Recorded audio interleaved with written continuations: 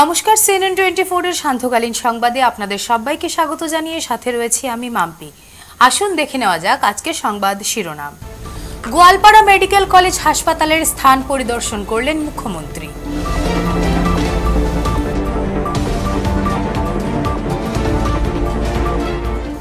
শ্রীভূমিতে এক মোবাইল চোরকে উত্তম মধ্যম দিয়ে পুলিশকে সমঝে দিলেন জনগণ।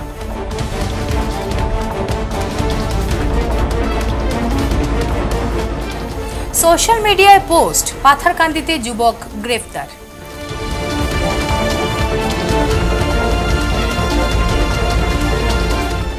ভাষা শহীদ দিবস উপলক্ষে বরাক সফরে আসছেন অসম সাহিত্য সভার প্রতিনিধি দল, জানালো বরাক ডেমোক্রেটিক ফ্রন্ট।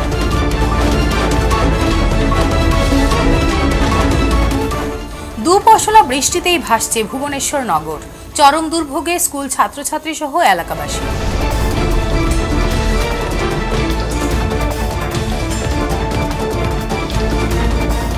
ফেব্রুয়ারি মাস থেকে দুধ পাতিলের মহিলা প্রতিমা দাস নিখোঁজ। এবারে সংবাদ বিস্তারিত। ছবি কথা বলে। গোয়ালপাড়া জেলায় সংখ্যালঘু সম্প্রদায়ের মধ্যে মুখ্যমন্ত্রী ডক্টর হিমন্ত বিশ্ব শর্মার জনপ্রিয়তা এই দৃশ্য থেকে দেখা গেল।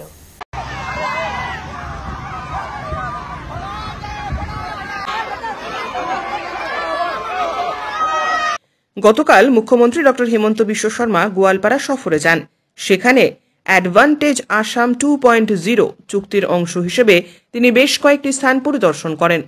বড় বিদ্যুৎ প্রকল্পের জন্য স্থান চিহ্নিত করে বিভিন্ন দিক পর্যালোচনা করেন।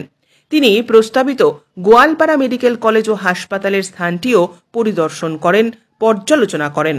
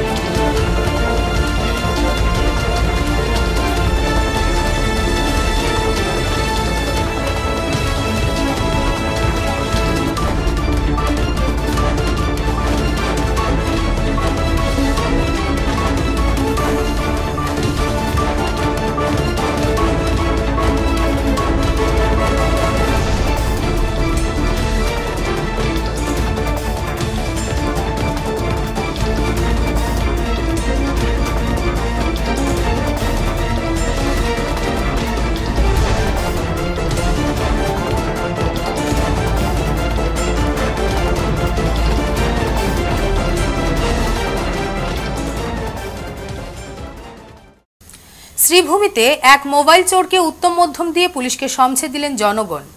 গাড়ির চালক গাড়ির কাজ করার সময় সুযোগ বুঝে গাড়ির ভেতর থেকে মোবাইল হাতিয়ে নিল চোর। শহরের সদর হাসপাতাল সংলগ্ন এলাকায় এক গাড়ি চালকের মোবাইল চুরি। গাড়ির কাজ করার সময় হঠাৎ তিনি দেখেন গাড়ির ভেতরে মোবাইল নেই। সন্দেহজনক হওয়ায় অন্যরা এক যুবককে আটক করে। যুবকের নাম হুসেন আহমেদ। সবার সামনে যুবকটি স্বীকার করে মোবাইলটি সেই চুরি করেছে। নাম কি তার ভাই? তোর নাম কি দা? বাড়ি কোন জায়গা? মোবাইল শুরু করছো তুই? ভাই আমি ভুল করে দিয়েছি ভাই। কোন জায়গা থেকে কোন জাতি শুরু করছো? ও বাইর গাড়ি। হ্যাঁ ও বাইর গাড়ি। কোন জায়গা থেকে শুরু করছো? জায়গাটা কো? ও না তোর মারছে মোবাইল প্যাকেটে মোবাইল চুরি করছে। থানা থেকে শুরু করলেন তুই গামে না এত মোবাইল বাক্সে বাক্সে মেইন রোডে মানুষ তো মারি আসলো। তোর বলে তো মারি আসলো। ও ভাই কি বলে মারি আসলো? চুরি করবা লাগে বুঝছস না? আমার মোবাইল তারা নিয়ে বাকি আমার অটো বু আসলো। পরে দিকে দেখি বাকি যায় মোবাইল নিয়া আগা পুলিশ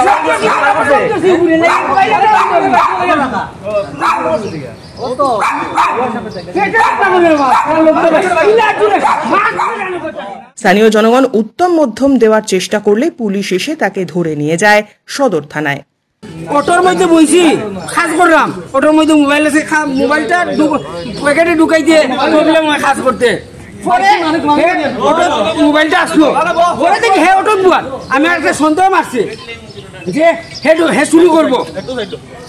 পরে আমি তারে মানে তার থানার ওঠো আমার ভাই পরে বললাম চাবিটা দেওয়ার লোক হ্যাঁ দিকে বাকি যা পরে লোক করছি দেখি মোবাইল নাই তার লোক ধরছি সিভিলের দিকে দৌড়ে আইছি পরে দেখি হে সিভিলের দিকে দৌড় মারছে আমি তো কইতে পারি না হে দৌড় মারে আমি একলা খালি সুর কইয়া।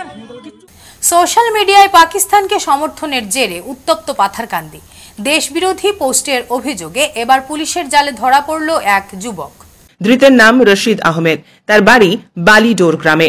পুলিশ সূত্রে জানা গিয়েছে সোমবার রাতেই টিলাবাড়ি এলাকায় নিজ বাসভবন থেকে রশিদকে আটক করে পাথারকান্দি থানার পুলিশ নিজেদের হেফাজতে নেয়। অভিযোগ, সে তার ব্যক্তিগত ফেসবুক পেজে পাকিস্তানের সমর্থনে পোস্ট করে, যেখানে পাকিস্তানের জাতীয় পতাকা এবং ছবি ব্যবহার করা হয়েছিল। বিষয়টি নজরে আসতেই এলাকায় ব্যাপক প্রতিক্রিয়ার সৃষ্টি হয়। বরাক ও ব্রহ্মপুত্র উপত্যকার মধ্যে দীর্ঘদিন ধরে বিভেদের যে প্রাচীর চলছে এবং বাঙালি ও অসমিয়ার মধ্যে ভুল বোঝাবুঝির যে অবকাশ রয়েছে সেটি দূর করতে বিডিএফ বরাকে অসম সাহিত্য সভার অধিবেশন অনুষ্ঠিত করার পাশাপাশি ব্রহ্মপুত্র উপত্যকায় বাংলা সাহিত্য সম্মেলন অনুষ্ঠিত করার আবেদন অসম সরকার সহ অসম সাহিত্য সভাকে আবেদন জানিয়েছিল। পাশাপাশি দুই উপত্যকার সাংস্কৃতিক আদান প্রদানের মাধ্যমে বাঙালি অসমিয়া ভাষীদের মধ্যে যে মানসিক বিভেদ রয়েছে সেটি দূর করতে একটি মহৎ প্রচেষ্টা হবে বলে সরকারের কাছে ফ্রন্টের কর্মকর্তারা আবেদন জানিয়েছিলেন এবং সেই আবেদনে সাড়া দিয়ে অসম সাহিত্য সভা বরাক উপত্যকা সফরের মাধ্যমে আগামী 17 মে থেকে 19 মে পর্যন্ত পবিত্র ভাষা শহীদ দিবসে উপস্থিত থেকে শহীদদের শ্রদ্ধাঞ্জলি জানানোর যে সিদ্ধান্ত নিয়েছে তা এক বলিষ্ঠ পদক্ষেপ বলে মনে করছেন বরাক ডেমোক্রেটিক ফ্রন্টের কর্মকর্তারা।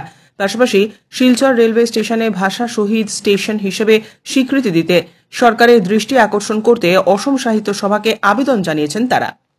আগামী 17 মে থেকে 19 মে পর্যন্ত অসম সাহিত্য সভা বরাক উপত্যকা সফর করে পবিত্র ভাষা শহীদ দিবস 19 মে আমাদের সঙ্গে থাকার জন্য অসম সাহিত্য সভাকে আমরা স্বাগত জানাচ্ছি, অভিনন্দন জানাচ্ছি। আমরা বরাক ডেমোক্রেটিক ফ্রন্ট থেকে ইতিপূর্বে সরকারের কাছে আবেদন জানিয়েছিলাম, সেই সঙ্গে অসম সাহিত্য সভাকেও আবেদন করেছিলাম যে বরাক উপত্যকা এবং ব্রহ্মপুত্র উপত্যকা দুই উপত্যকার মাঝে যে একটা বিভেদের প্রাচীর সৃষ্টি হয়েছে এবং সেই সঙ্গে বাঙালি অসমিয়ার মধ্যে যে একটা ভুল বোঝাবুঝির অবকাশ রয়ে গেছে সেটাকে দূর করার জন্য অসম সাহিত্য সভার অধিবেশন বরাক উপত্যকায় করার জন্য আমরা সরকারের কাছে আবেদন করেছিলাম এবং একই সঙ্গে ব্রহ্মপুত্র উপত্যকাতেও বাংলা ভাষা সাহিত্য সম্মেলনের অধিবেশনের আয়োজন করার জন্য আমরা আবেদন করেছিলাম এবং পাশাপাশি আমাদের এই দুই উপত্যকার সাংস্কৃতিক আদান প্রদানের মাধ্যমে আমাদের বাঙালি অসমিয়ার মধ্যে যে মানসিক বিভেদ আছে সেটা দূর করার একটা ভালো প্রচেষ্টা হবে বলে সরকারকে আবেদন করেছিলাম। যাই হোক, আমাদের আবেদনে সাড়া দিয়ে অসম সাহিত্য সভা এই পবিত্র ভাষা শহীদ দিবসে ভাষা শহীদদের শ্রদ্ধাঞ্জলি জানানোর যে সিদ্ধান্ত নিয়েছে সেটা একটা বলিষ্ঠ পদক্ষেপ বলে আমি মনে করি। আমি সেই সঙ্গে অসম সাহিত্য সভাকে অনুরোধ করব যে আপনারা যখন 19 মে এখানে আসছেন, আপনারা আসার আগে সরকারকে একবার বলুন যে কেন্দ্রীয় সরকার এবং রেল দপ্তর থেকে অনুমতি দেওয়া সত্ত্বেও আসাম সরকার এই ভাষা শহীদ স্টেশনটা কেন আটকে রেখেছে এবং এটা যাতে আগামী 19 মে ডিক্লেয়ার করতে পারে তার জন্য আমি মাননীয় মুখ্যমন্ত্রীর কাছে অনুরোধ করছি এবং সেই সঙ্গে আমাদের যে আসাম সরকার যে বিভিন্ন ভাষা সংগঠনকে যে আর্থিক অনুদান দিয়েছে সেটা আমাদের বরাক উপত্যকা বঙ্গ সাহিত্য সম্মেলনকেও সেই অনুদান দেওয়ার কথাও আমি বিবেচনার জন্য বলছি এবং পাশাপাশি সর্বানন্দ সোনোয়াল যখন মুখ্যমন্ত্রী ছিলেন তখন ভাষা শহীদ দিবসে ভাষা শহীদদের শ্রদ্ধাঞ্জলি জানিয়ে বলেছিলেন যে এখানে বরাক উপত্যকায় একটা ভাষা শহীদ স্মারক এই গ্রন্থালয়ের উনি করবেন এবং সেই সঙ্গে উনি 5 কোটি টাকারও অনুমোদন দিয়েছিলেন, সেটাও আটকে আছে। এবং পাশাপাশি আমাদের বরাক উপত্যকার মানুষের আবেদন যে আজকে বিধানসভায় বাঙালি ভাষা রাজ্যের দ্বিতীয় ভাষা হওয়া সত্ত্বেও বড় ভাষা এবং অসমীয়া ভাষায় সাইনবোর্ড লাগানো হয়েছে, কিন্তু বাংলা ভাষাকে দেওয়া হয়নি।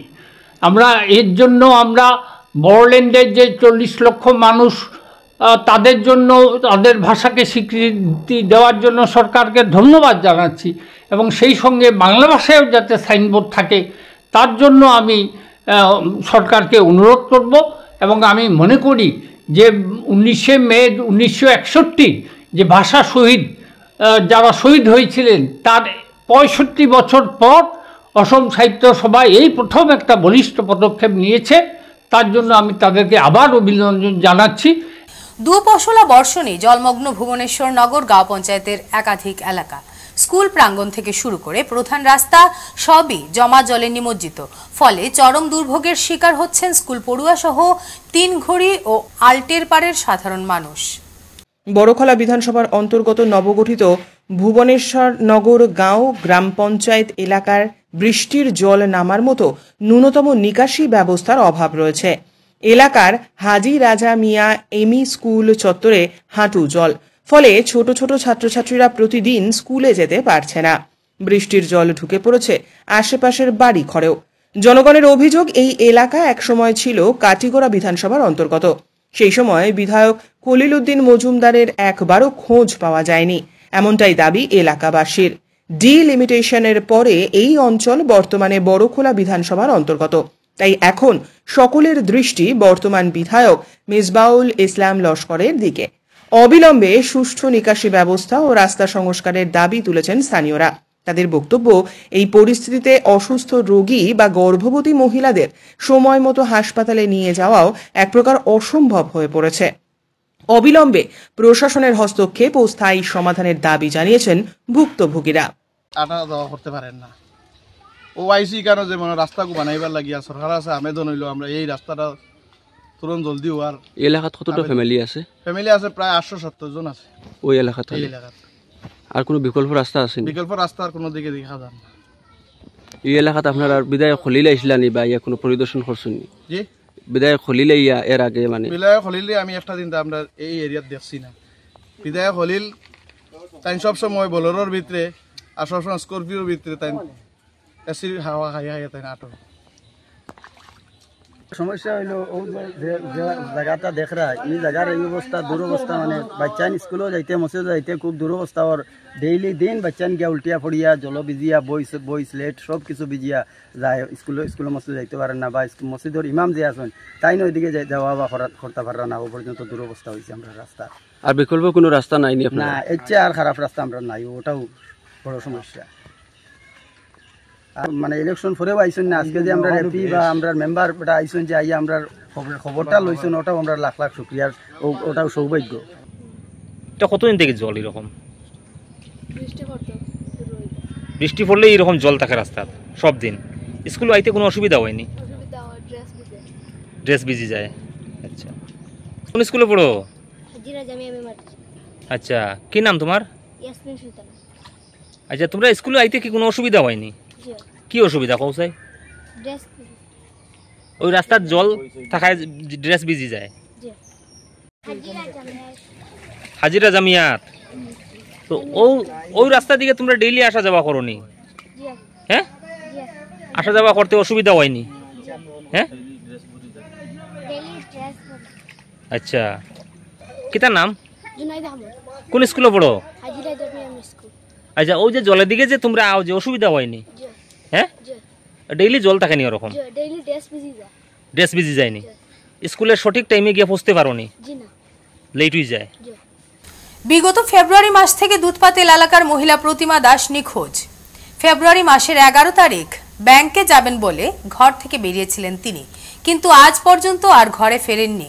যদি কোনো ব্যক্তি এই মহিলাকে দেখে থাকেন তাহলে 7099254769 এই নম্বরে যোগাযোগ করার অনুরোধ জানানো হচ্ছে।